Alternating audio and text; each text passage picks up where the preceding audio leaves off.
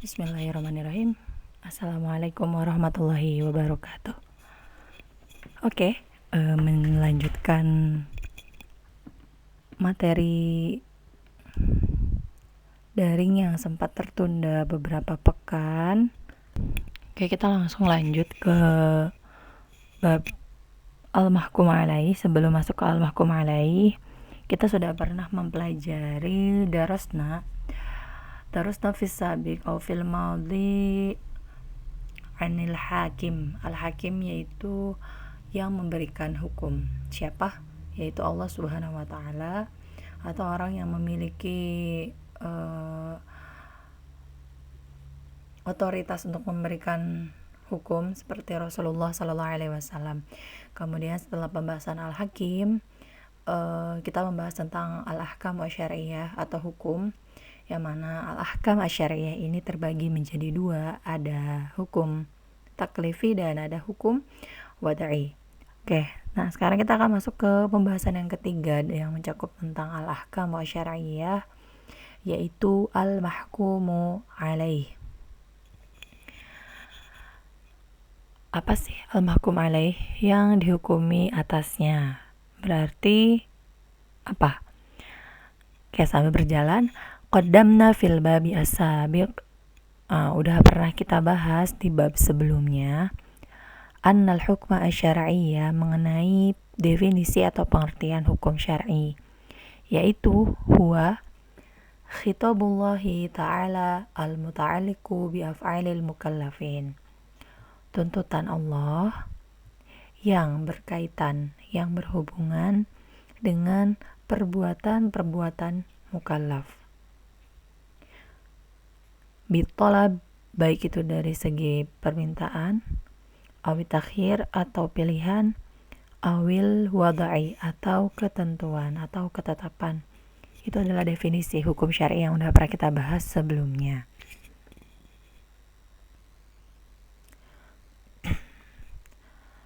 Nah, oke, sebelum lanjut lagi, jadi pengertian al-mahkumu alaih ini adalah mukallaf atau kita atau manusia, baik itu laki-laki atau perempuan.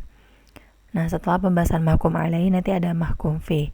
Jadi mahkum alaih ini adalah kita pelaku yang dikenai hukum, bukan hukuman ya, yang dikenai hukum, yang dikenai beban atau kewajiban atau tanggung jawab. Nanti setelah mahkum alaih ini ada bab mahkum fi. Oke. Next, wat taklifi, dan pembebanan. La budda min munaffidhin, yang namanya pembebanan itu harus ada yang melaksanakannya, harus ada yang merealisasikannya. Wa huwa al-mahkum alaih, yaitu al-mahkum alaih orang yang dijatuhi hukum tersebut atau orang yang diberi beban. Berarti siapa? Ya tadi seperti yang sudah dijelaskan, la budda min munaffidh, harus ada yang melaksanakan, harus ada yang merealisasikan, yaitu kita mukallaf atau ya manusia, baik itu laki-laki atau perempuan. Baik, sebenarnya di buku di situ dijelasin lagi. Jadi ibu ambil poin-poinnya aja di sini. Fal khitabu yuwajihu minal mukhatab, tuntutan itu yuwajihu, ditujukan, minal mukhatab, dari pemberi tuntutan. Siapa? Huwa Allah ta'ala, yaitu Allah ta'ala, ilal mukhatib, kepada yang diberikan tuntutan, yaitu siapa? Huwa al-insan kalau di buku kalian tapi di PDF yang ibu pegang, huwa al-mukallaf dzakaron kana unsa. Jadi ya mukallaf, kita yang udah diberi beban, mau itu laki-laki atau perempuan. Liyafhamahu wa yunaffizahu, untuk memahaminya dan melaksanakannya. Oke, di sini ada kata memahami. Faham apa maksudnya? Faham tuntutannya. Kita harus paham, kita tuh dituntut apa sih sama Allah, kita disuruh apa, kita dituntut untuk sholat yang seperti apa, sholat fardu apa sholat sunnah. Nah, ketika kita sudah memahami tuntutannya, wa yunafizahu, maka kita akan melaksanakannya gitu. Jadi harus paham dulu tuntutannya. Li'annal fahma, karena suatu pemahaman atau karena pemahaman itu asasun, suatu asas atau pondasi li tanfizil hukmi, untuk melaksanakan suatu hukum. Tadi seperti yang ibu bilang, kalau misalnya sudah paham ya itu udah jadi asasnya, pondasinya, dimana ketika seseorang sudah memahami tuntutan yang Allah berikan, dia pasti li tanfizil hukum, itu nanti dia akan melaksanakan hukum tersebut. Faman lam yafham, nah barang siapa, maka bagi orang yang enggak paham apa tuntutannya, coba mungkin enggak dia bakal melaksanakan? La yumkin, ya memang dia enggak mungkin, min an yamtasila, dari untuk melaksanakan tuntutan tersebut, wala yakun mukallafan, dan pada saat itu juga dia tidak bisa dikatakan sebagai seorang mukallaf. Itu ya. Jadi untuk mahkum alaih ini, yang pertama itu dia harus paham dulu apa tuntutannya. Wamtisalu ahkamillahi lahu dawafi'un tadfa'u ilaihi. Dan yang namanya melaksanakan hukum-hukum Allah itu lahu dawafi', dia punya dorongan, punya motivasi yang mendorong kepadanya. Jadi ketika kita mau melaksanakan atau merealisasikan hukum-hukum Allah, tuntutan yang Allah berikan sama kita, itu biasanya ada motivasinya di belakangnya yang mendorong kita untuk melaksanakannya. Di sini diantaranya minha idraku rububiyatillah, jadi mengetahui atau pengetahuan tentang kerububiyahan Allah, wa fahmu ma'naha, dan memahami makna dari rububiyatillah. Kemudian wa fahmu ma'nal akhirah, dan memahami makna dari hari akhir atau kehidupan akhirat.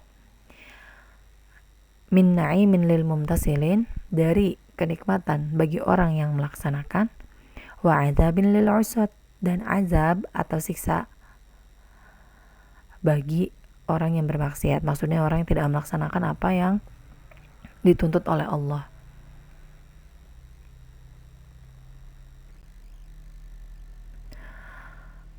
Wadzalika kulluhu, dan semua itu, semua hal tadi itu, la yakunu, tidak bisa diwujudkan, tidak dapat ada, tidak bisa terwujudkan, illa, kecuali, bi idraki ma'na risalatir rusul, kecuali dengan mengetahui makna diutusnya para rasul, dan makna kenapa mereka memberikan kabar gembira dan juga memberikan peringatan.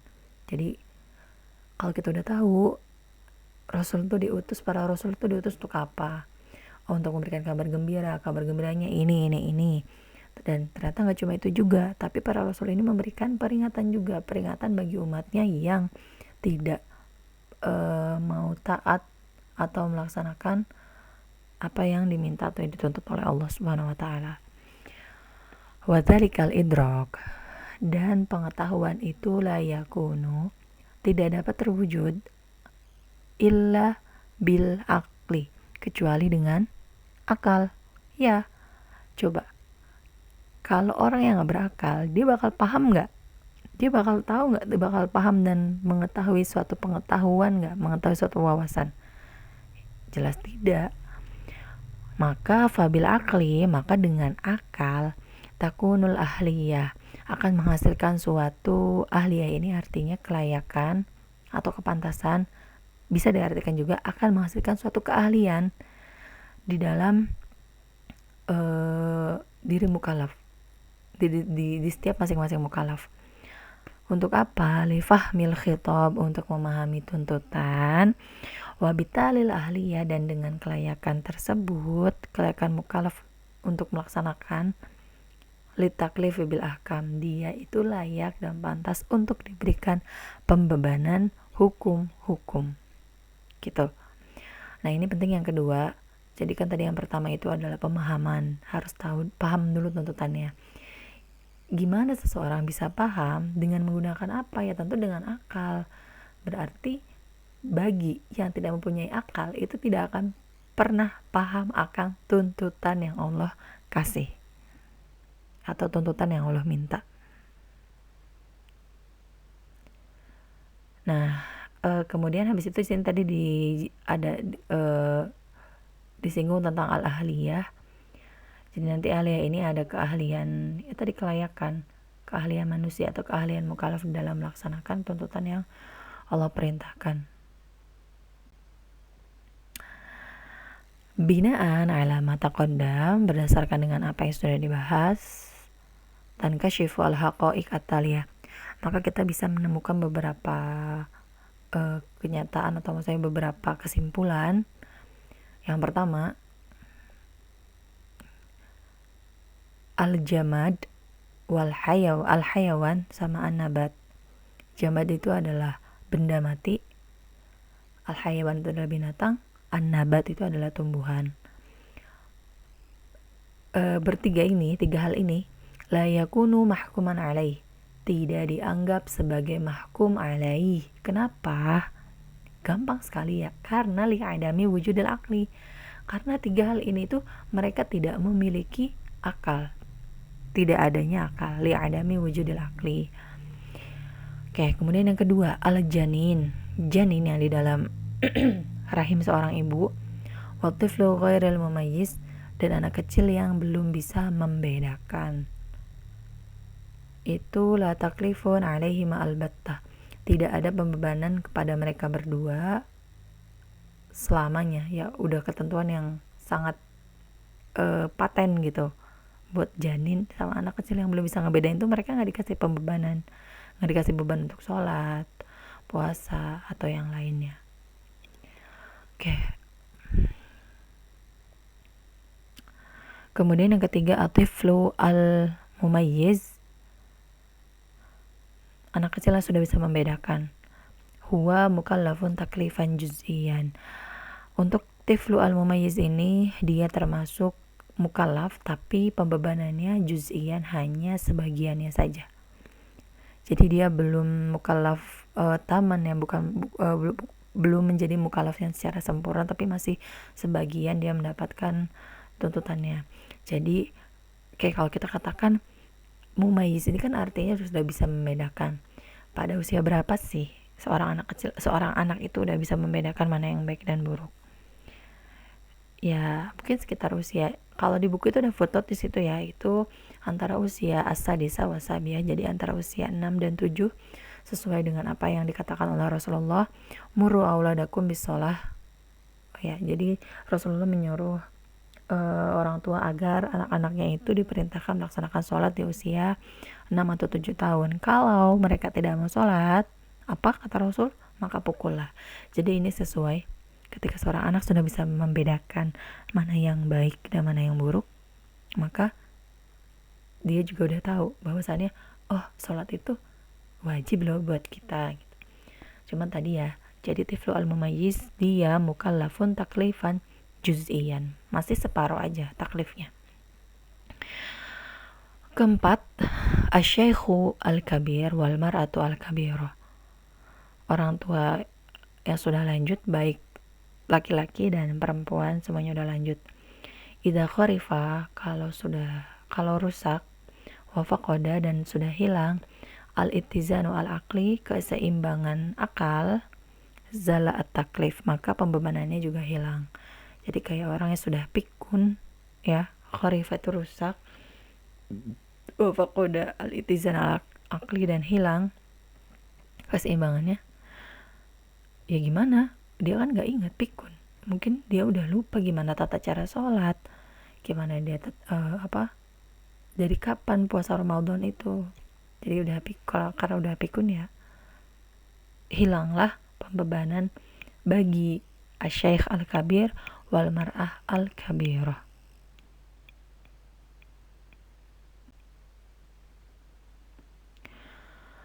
Kemudian untuk yang selanjutnya di sini ada al-mayyitu ghairul mukallaf, jelas orang yang sudah meninggal atau yang mati itu dia tidak disebut sebagai mukallaf karena nyawanya juga udah nggak ada. Dia mau melakukannya seperti apa, siapa yang mau menggantikannya, jadi nggak bisa digantikan. Yang keenam selanjutnya ada ahlul akhirah, penduduk akhirat, sawaun ahlul jannah aw ahlin nar, mau itu dia penduduk penghuni surga atau dia penghuni neraka. Hum ghairul mukallafin, mereka juga tidak termasuk yang diberikan pembebanan karena mereka udah di alam akhirat, bukan di dunia lagi. Kemudian yang ketujuh, ini yang terakhir di pembelajaran daring, tapi bukan yang terakhir dari buku ya, masih ada lanjutannya. Yang ketujuh ini ada al-ikrah. Apa itu al-ikrah? Al-ikrah itu adalah paksaan. Jadi ketika seseorang dalam kondisi terpaksa, kondisi dipaksa, itu dia di sini ada dua jenis ikrah seperti yang ada di buku. Ada ikrah bihaqqin sama ikrah bighairi haqqin. Apa itu ikrah bihaqqin? Ikrah bihaqqin itu adalah paksaan atau pemaksaan dengan alasan yang dibenarkan. Contohnya tidak ibu tulis di sini, kalian bisa lihat di buku.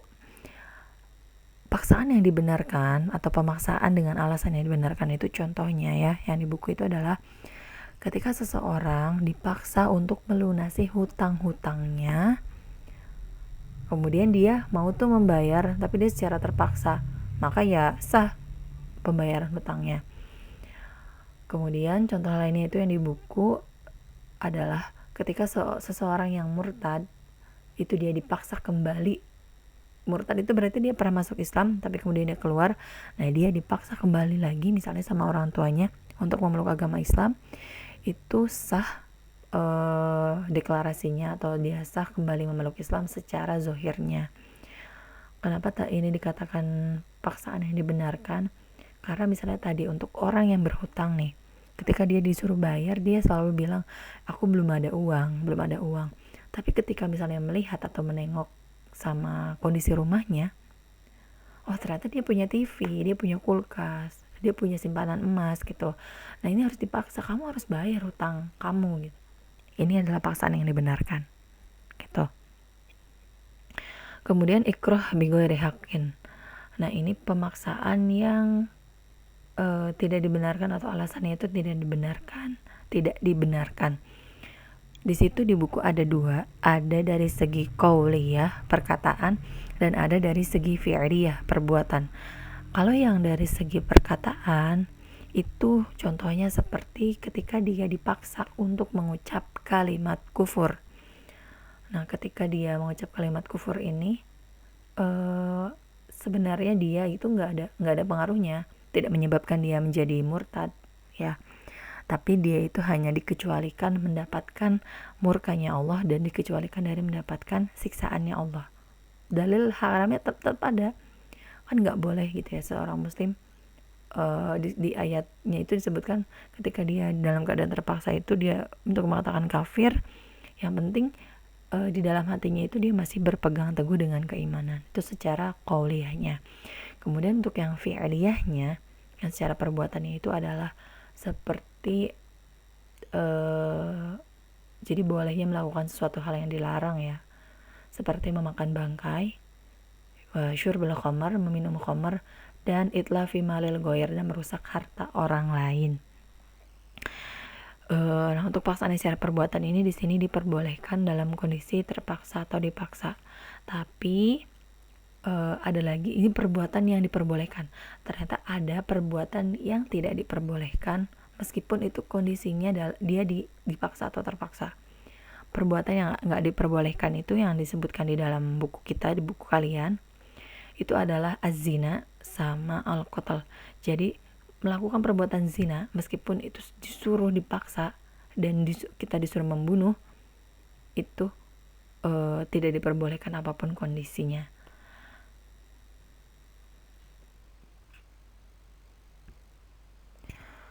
Oke, itu aja yang bisa Ibu sampaikan pada pembelajaran daring pekan ini.